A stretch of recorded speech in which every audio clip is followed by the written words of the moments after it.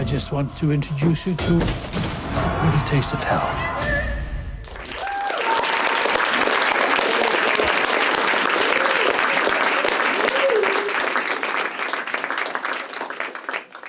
You talk to people about remakes, and you know everyone has opinions, but the most simple and obvious opinion is, you know, well, remakes suck. Remakes are destroying Hollywood or whatever.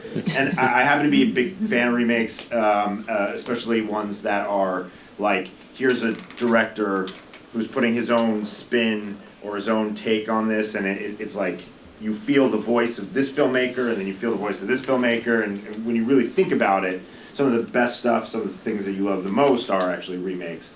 And truly everything you ever see is a remake. And so I just, I'm a supporter of it. So anyways, I allowed myself to watch it one time, and then I really wanted to not be influenced by it at all. And I wanted to just go on my own journey and just explore that way. Yeah. Oh my God, 19 days. Wow. 19 of the fucking hardest days. It felt like did you guys experience the movie as tense? Yeah, that's how it felt to me the entire time. Here, is this what you want? The first question Sam asked me when we got on the phone was like, are you concerned? He's like, I only have one question for you. He's like, are you concerned about keeping the movie interesting while remaining in the car the entire time? And I said, yeah. Look, I could give you the fucking most basic bitch shitty fucking thing that everyone says every time they're making a self-contained thriller, which is like, we're gonna do the 12 Angry Men thing, we're gonna increase the compression of the lens throughout the entire movie to make it feel like the walls are closing in, but no one gives a shit about that, it doesn't really do anything, and like, no one, we've all fucking seen it before 1,000 times, who cares? So like, I really wanted to do something different, and so the first thing I said to them was, we're shooting anamorphic. And I know that's also the most basic shit, but the reason why is because you can't shoot a movie like this anamorphic. You can't. Because anamorphic lenses, the minimum focus distance is 6 to 9 feet from the lens, so how do you shoot that, right? So we had to have Panavision Custom modify every lens we used. They actually built three lenses for us, totally new for this movie. Basically, when Chris Nolan was going to shoot Dunkirk, this guy Dan Sasaki at Panavision, he had this whole plan that's designed to like create a lens with a hinge in it, you know, that you could put the camera on the side and then like telescope it in, but he always wanted to make that thing, so for this he was like, I'm going to actually make the thing, and then he made it, it was cool, we used it a bunch in there, and a bunch of other things. Yeah, so what... Sorry, I went down the whole lens. Everyone was like, so we're going to shoot this on the volume, you know, we'll have an Unreal and we'll shoot on a volume, and I was like, just, no, we're not doing that, that will be a fucking nightmare, because and every person in here should know this. I mean, there are totally reasons to shoot on the volume, but the unspoken thing about the volume is that The Mandalorian, season 1, was, at least the last time I talked to the people at Epic and Unreal, was the most successful ratio of shots they didn't have to correct in visual effects afterwards, and that was like 60%, which means 40% of your shots need to be digitally corrected after, and then you're going to be limited by 100 different things that you don't yet know, and also it doesn't fucking look good, so it looks like shit, and it's a half stop between what filmmaking will be in 10, 15 years and what filmmaking is now, so it's bullshit. I'm not a proponent of it, and I was like, I'm absolutely not shooting on it, we're shooting it for real. So I wanted to shoot it for real, I didn't want to shoot on a thing, and sort of speaking to the first thing that I said where I wanted to shoot it differently, but I didn't know how. So I was talking to production designers, and I talked to this guy, and he was like, well, I was an art director on Gravity. And he said on Gravity, they had to shoot in these tiny little pods. Right. And the way they did it was they built like this platform, and they built the pod on the platform, and then they created these sliders in it, so you could literally just like with one hand grab a chunk of the set and just slide it away and slide it back and it would go along this thing very smooth and easy. And he was like, we should do that with the car, and then you could pull it apart and do all sorts of stuff. Yeah. And I was like, you're hired, let's do that. And that was like really a big part of the key of how I was able to do such like some crazy shots in there like that. Specifically the oneer, the crazy oneer and stuff. I knew people were gonna be like, how'd you do the shot? So I stuck a GoPro on our camera so you could just see us doing the shot and you will 100% know how we do the shot. Well, I guess there were little things, but it wasn't that much. I mean, truly, like, we had 19 days, so it's not like we had a ton of extra footage. Like, you know, for the end of the movie, man, I wish I had a couple more shots. Like, it's real tight, you know, but we shot that at the end of the day where we were chasing her, and it was like what we could do, and that was it, you know. It was a tight movie. Like, you know, I actually had to add a minute to the movie ultimately because of distribution needs or whatever. But it was at like 89. So we were like, it's all there. I did some stuff with. So the way we did Anthony Hopkins, the first plan was that he was going to just call in and do it live because I wanted it to be really interactive and stuff. But if you've ever put an 80-year-old on like a phone and like it's just it was not going to happen. So we put him in an ADR studio. We had him just like lay it all down. We spent 2 days just laying down every line, and that was just like totally temp. And Bill would act against it. If like Bill was here, he would be like, "Yeah, it was like the longest self-tape I've ever done in my life." And so yeah, we covered all of that, and then we did a cut of the movie, and then showed it to him, and then he came in and did another pass. And at that time, I rewrote a bunch of lines, and we twisted some things, and like kind of just connected some dots. But in general, that was the movie.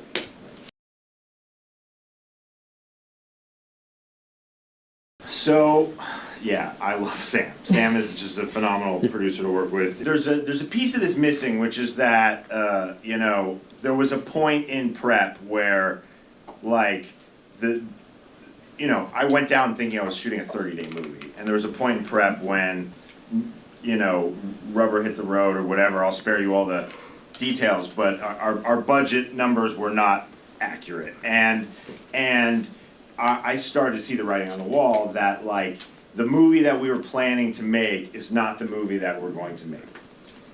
And I had made enough movies to know that I know how this goes. You run out of money when you're doing visual effects.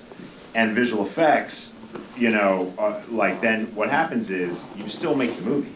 You just cut all the fucking cool stuff out of the movie, And so I wanted to do my best to set myself up for success. So I just tried to get rid of all the visual effects as much as possible. So much so that, we shot like a week on location, and then we shot like the rest of it in a studio, and then sparse locations here and there. But for a bulk of the time that he's in that parked car, they're just on a soundstage. Actually, for the bulk of the time they're in the car, they're on a soundstage.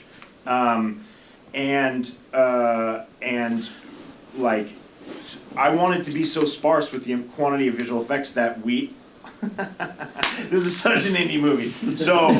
So we had the set where we were exactly as it was, and then at the end of like that parking lot setup and everything, and then Mike D, the DP, took a photo of each direction like this, and then we printed it, on like step repeats, like when you go to a premiere, and they had, So we printed it on that, and we just surrounded the car with that, and because we were running water, because we were simulating rain down the windows, and because it was anamorphic, and because the lens fall off, like, you just knew you would never know what was out there. Yeah. It just needed to not be glowing green.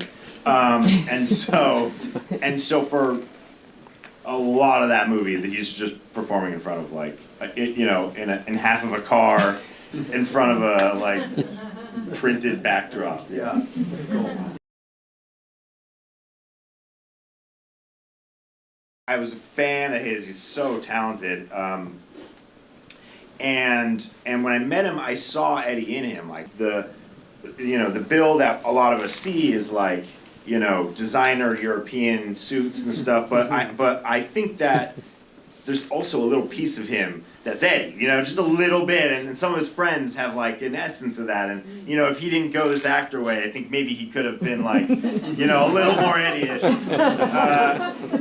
And so I was like, oh, I'm gonna get to show this totally other side. And then the other piece of it is, like, we just worked really hard. I mean, we just, him and I went over the cliff together. Like, we just went insane together. We had 19 days, and it was just us, and we just were totally committed to trying to make the most believable, realistic performance that we possibly could from him, and really push him in new places and go there. And I said to him, there's gonna be 200-300 people work on this movie, but none of that's gonna matter.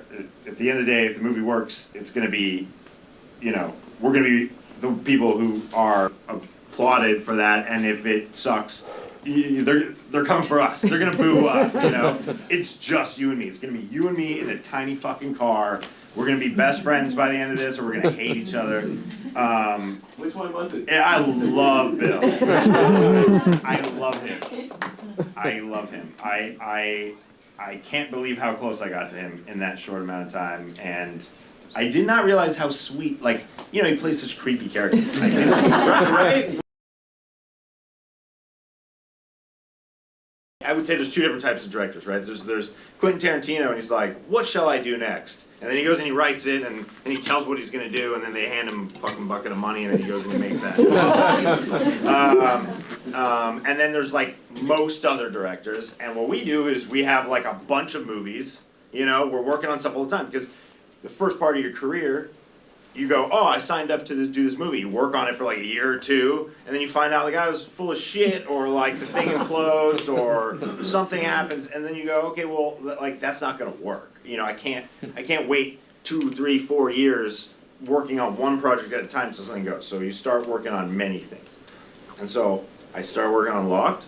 I was working on a bunch of other things, and I had no idea what was gonna go, and we got on a casting call. And it was like,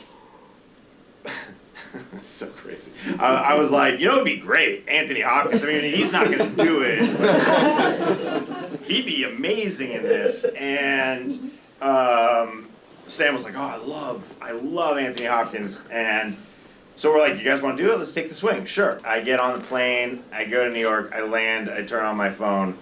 Anthony Hopkins read the script, and he wants to meet. And I'm like, this is fucking great. He wants to meet tomorrow morning for breakfast. And I'm like, I'm in New York right now. I just landed. And they're like, well, he wants to meet tomorrow for breakfast. So I was like, all right. I got back on a plane. No. But the thing is, I had signed up to be a judge in a film festival on the East Coast. So I got on a plane, I flew to have breakfast with Anthony Hopkins.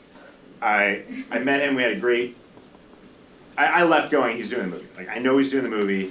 I wrote him a little email, he wrote me an email, we went back and forth, we're like pen pals all of a sudden. We're writing a long thing. And I get back on a plane, and I spent most of that flight typing up a response to his book that he wrote me, and and that was it. And the second we had Anthony Hopkins, I was like, this is the movie. We're gonna make this movie, you know. Yeah. And Glenn Powell came on the movie first, and then, you know, he booked this tiny movie called Twisters at some point. We lost him to that, and then we got Bill, and like it's funny, like now I can't imagine the movie with Glenn, you know. Right.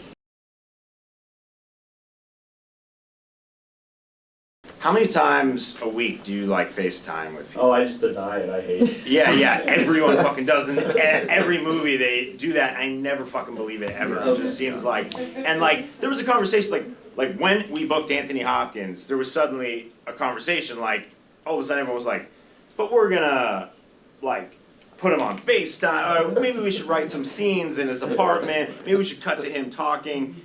And honestly, it might have been a more commercially successful movie had I done that. I don't know. But it felt to me like stupid. It just felt stupid. Like, it just felt like, well, let's cheat the audience. Like, let's think that the audience needs to just see famous faces and not like just trust that like Right. slowly revealing the story, you know, so it's just, it was a it was a constant internal conversation, but you see what, Yeah. where it ended, yeah.